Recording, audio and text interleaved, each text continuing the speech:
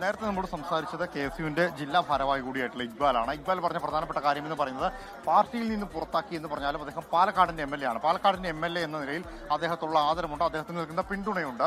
തങ്ങളുടെ എല്ലാം പിന്തുണയോടെയും പ്രവർത്തനത്തോടു കൂടിയാണ് അദ്ദേഹം പാലക്കാടിന്റെ MLA ആയി മാറിയത്. അതുകൊണ്ട് തന്നെ അദ്ദേഹത്തോടൊപ്പം തന്നെ ഇപ്പോഴും ഉറച്ചു നിൽക്കുകയാണ് എന്ന നിലപാടാണ് ഇക്ബാൽ അടക്കമുള്ള ആൾ സ്വീകരിച്ചത്. ഇക്ബാൽ മാത്രമല്ല, ഒരു കൂട്ടം യൂത്ത് കോൺഗ്രസിന്റെ പ്രവർത്തകർ അദ്ദേഹത്തോടൊപ്പം ഇപ്പോഴും തുടരുന്നുണ്ട്. അതിന്റെ മാനസികമായ പിന്തുണ അവർക്ക് ഉറപ്പ് നൽകുന്നു എന്ന കാര്യമാണ് അവർ പ്രധാനമായിട്ടും എടുത്തു പറയുന്നത്. എന്തുകൊണ്ട് പാർട്ടി പുറത്താക്കിയ ഒരാൾക്ക് പിന്തുണ നൽകുന്നു എന്ന ചോദ്യമാണ് മാധ്യമപ്രവർത്തകർ പ്രധാനമായിട്ടും ഇക്ബാൽ അടക്കമുള്ള KSUവിന്റെയും യൂത്ത് കോൺഗ്രസിന്റെയും നേതാക്കളോട് ചോദിച്ചു. പക്ഷേ അതിനവർക്ക് കൃത്യമായ ഒരു മറുപടി നൽകാനില്ല എന്നുള്ളതാണ്.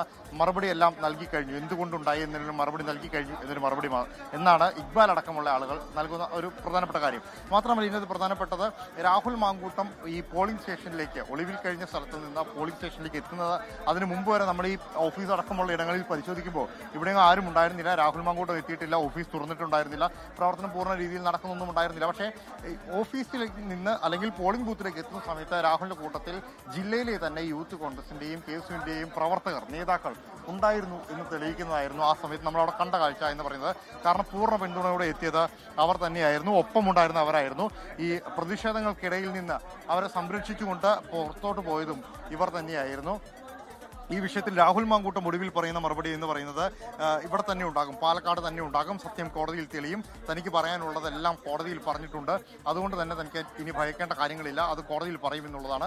നിയമ നടപടികളെല്ലാം പൂർത്തിയാക്കിയിട്ടുണ്ട്. ശരി ലാൽ, ഏതായാലും രാഹുൽ മാങ്കൂട്ടത്തിൽ ഓഫീസിൽ തുടരുന്നു. ലോകത്തെവിടെയായാലും ഏത് സമയത്തും 24 വാർത്തകളും ഓഗ്മെന്റഡ് റിയാലിറ്റി പാക്കേജുകളും എക്സ്പ്ലെയിനറുകളും വിശദമായി കാണാൻ ഞങ്ങളുടെ യൂട്യൂബ് ചാനൽ നിങ്ങൾക്ക് സബ്സ്ക്രൈബ് ചെയ്യാം.